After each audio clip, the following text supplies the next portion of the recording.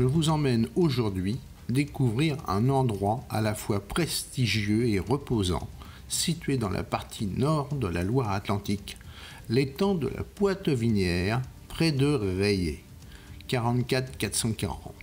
Il est situé à 24 km au sud-sud-est de Châteaubriand et à 23 km au nord-est de Nort-sur-Erdre. Cet étang de la Poitevinière est parfaitement accessible par route en utilisant la départementale D14. Nous nous trouvons donc dans la partie ouest de la France. Cet endroit est de grande réputation, y compris à l'étranger, pour l'ensemble de ses prestations mises en place depuis bon nombre d'années, tant au niveau de son entretien et ses améliorations permanentes qu'au niveau du confort pour les chasseurs de canards ou pour les pêcheurs de gros poissons en étang. Le sujet d'aujourd'hui concernant la pêche au gros reste le principal de cette promenade découverte et de partage avec vous. Sur place, vous aurez l'occasion de rencontrer de grands spécialistes de la pêche de la carpe et d'autres, plus du côté des débutants passionnés par cet art difficile à conjuguer avec la science. Mais quel plaisir de fusionner art et science et d'obtenir le résultat tant rêvé et tant attendu. Nous allons donc rencontrer sur site Gaëtan et Dylan Bilot qui vont nous montrer quelques-unes de leurs techniques de pêche de la carpe utilisées avec le matériel et les fournitures d'Imperial Fishing. Le château d'Ancenis-les-Bois est situé face à l'étang de la Poitevinière. Le manoir primitif avait une chapelle dédiée à Saint-Laurent. À la Poitevinière se trouvait la maison des saquetiers datant du XVIe et XVIIe siècle. Seules quelques anciennes cartes postales peuvent vous montrer la magnificence et la grandeur de ce château que vous découvrirez en entrant dans le parc sur votre gauche, bordé par l'étang. Cette demeure, encore appelée manoir de la Forge, est la propriété du maître des forges Pierre Paris. Elle est située devant l'étang de la Provotière avec ses 4 tourelles. Il se peut que l'étang de la Provotière, comme celui de la Poitevinière, ait été aménagé par les prisonniers de guerre espagnols de la guerre de 30 ans qui s'était terminée par le traité de Westphalie en 1648. Il s'agit à l'origine de la propriété de la famille Le Ségalais, puis celle des maîtres de forge successifs, Gabriel Briquet de la Grave, Auguste Garnier, Colotte, Meslin, de Meja. La famille Huard l'habite ensuite. L'étang est une réserve privée de pêche et de chasse au canard. Il est entouré d'une immense forêt entretenue de façon remarquable. On y entend souvent le brame des cerfs à la bonne saison et on y voit parfois des sangliers et des biches. Les chemins forestiers pour accéder aux pontons de pêche ou pour faire le tour de l'étang sont très praticables par des véhicules qui ne sont pas forcément des 4x4. Toutefois, les voitures surbaissées de type grande sportive sont à éviter, même si ces chemins sont très carrossables et bien entretenus. De très beaux spécimens de carpe habitent les lieux. Les records en 2008, 29 kg pour une carpe miroir et 23 kg pour une carpe commune. Depuis 2008, certains spécimens pêchés pesaient plus de 32 kg. De grands noms du milieu carpiste viennent régulièrement prendre un bol d'air frais et pratiquer leur passion, comme Ken Tomley, André Brequel, Thierry Nourisson, Christophe Royer et bien d'autres. Pour l'historique de ce site, personne ne sait réellement quand cet étang a été mis en eau. Pour le sûr, il aurait plus de 10 siècles et aurait été construit par la main de l'homme. Le lac était autrefois utilisé comme une source d'approvisionnement en minerai de fer pour la fabrication de boules de canons à l'époque de Napoléon. Depuis sa création, le lac n'a jamais été entièrement vidé et les carpes qui y vivent sont en grande partie originaires du lac. Pêcher la carpe à l'étang de la Poitevinière est d'une difficulté moyenne à difficile. C'est une pêche technique et de grande patience. Le lac est d'une superficie de 78 hectares, soit 2 km de long et 700 mètres de large. Il y a 30 postes de pêche, soit 2,6 hectares par poste, qui sont aménagés par des pontons en bois et assez espacés les uns des autres, ce qui donne l'avantage d'exploiter une large zone de pêche. Il y a toutefois possibilité d'avancer un peu à l'aide de waders devant le ponton, soit d'une vingtaine de mètres au maximum. Un règlement très précis concernant l'étang de la Poitevinière est à prendre en compte lors de votre réservation du ponton avant de se mettre en place sur le site. Pour information, ne sont pas admis sur ce site les bateaux télécommandés, les hameçons bent hook, les cacahuètes et autres graines non cuites pour l'amorçage. Nous arrivons maintenant à notre point de rendez-vous, les pontons 25, 26 et 27 situés à la pointe. Nous allons rencontrer Dylan et Gaëtan qui sont parfaitement installés il y a maintenant 48 heures.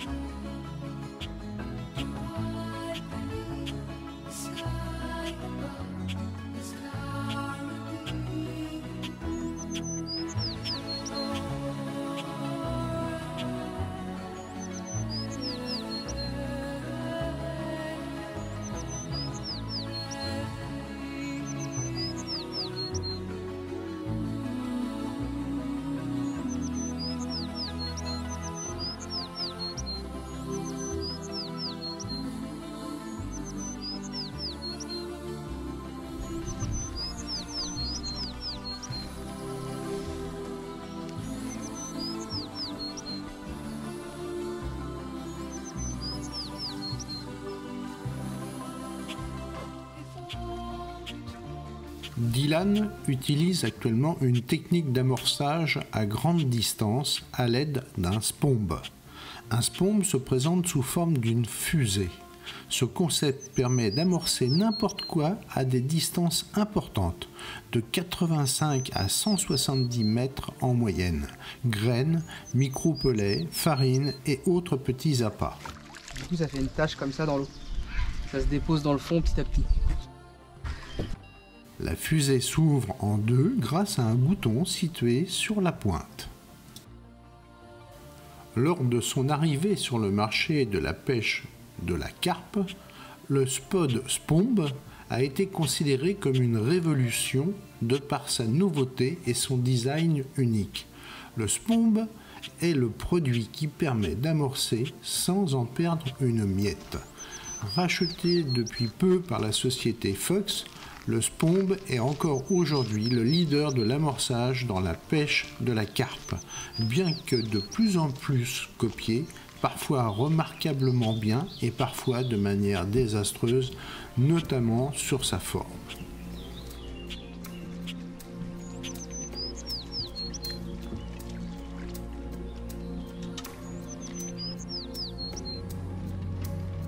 Quelqu'un peut mettre...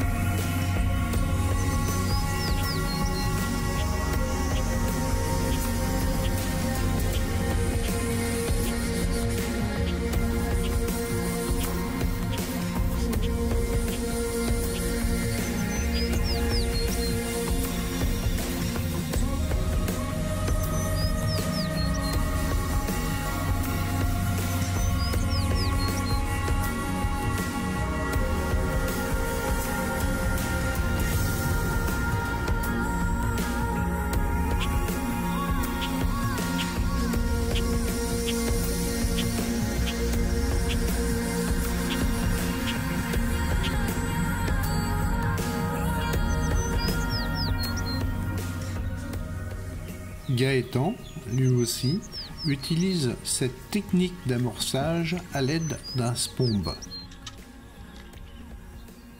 Nous pouvons constater s'élancer à près de 90 mètres.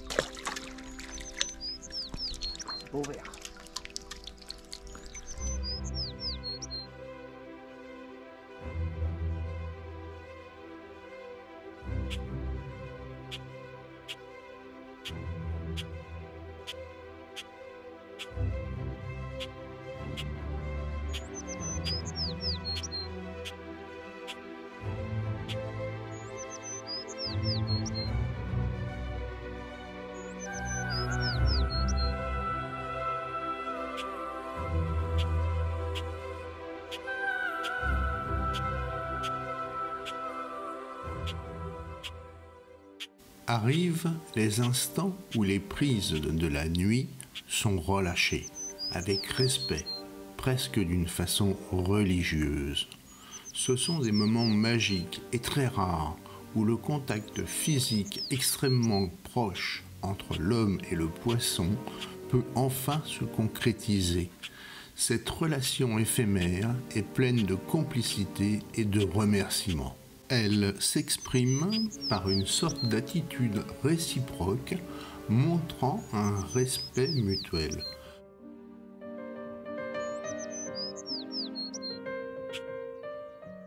Le poisson sauvage a été attrapé par l'homme et ses stratégies de chasseur. Tous deux se sont bien battus. C'était une lutte loyale et courageuse. Durant cette bagarre, le poisson n'a pas souffert. Il est respecté, admiré, salué et relâché ce matin, avec douceur et gratitude dans son environnement naturel, jusqu'à sa prochaine rencontre avec l'humain.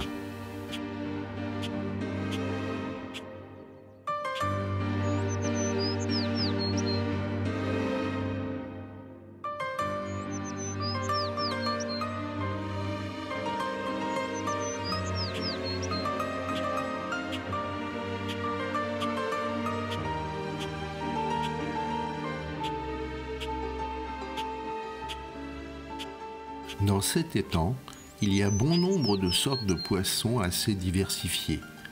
Pour les plus petits ou ceux de taille moyenne, on y trouve des tanches, des gardons, des brochets et quelques brèmes réputés indésirables.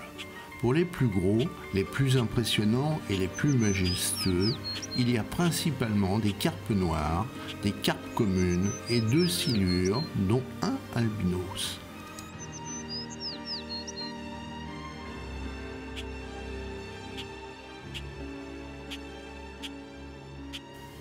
À l'origine, l'étang a été empoissonné il y a plus de 40 ans. Toutefois, du poisson a été rajouté en 1990 et à nouveau en 1996. À ce jour, l'estimation du nombre de carpes serait d'environ 1 millier. Quelques prises records sont enregistrées.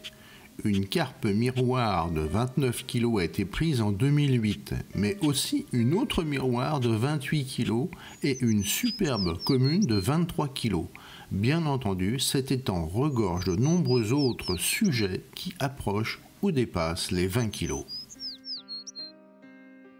Enfin, pour information, l'étang est d'une profondeur moyenne de 2,20 m avec quelques fosses de 3,50 m à 5 m maximum.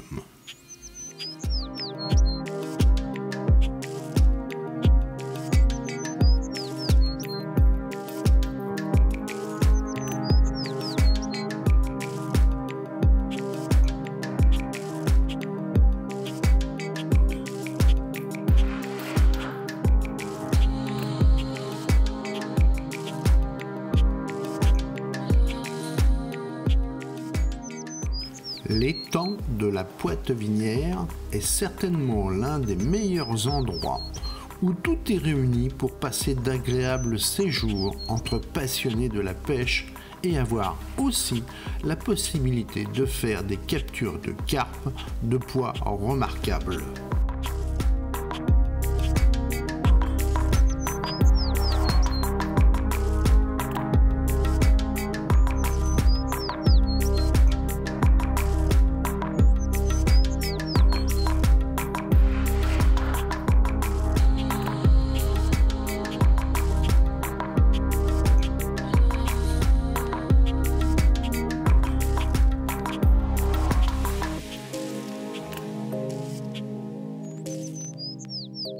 Il est bien certain que cette pêche est une épreuve de patience, car elle se déroule de jour comme de nuit, en toute saison, sauf lors des périodes de frai, afin de favoriser le renouvellement et le maintien de ces populations.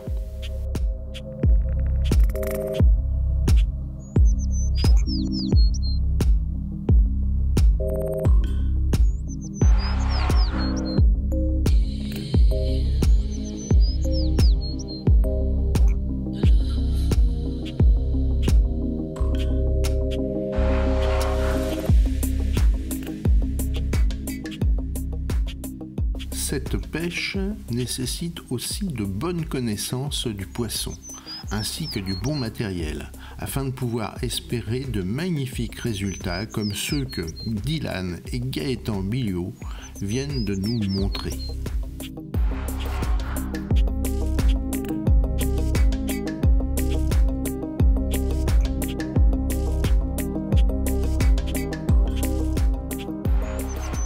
C'est une pêche et un sport de passionnés, à la recherche de calme et d'espaces naturels reposants.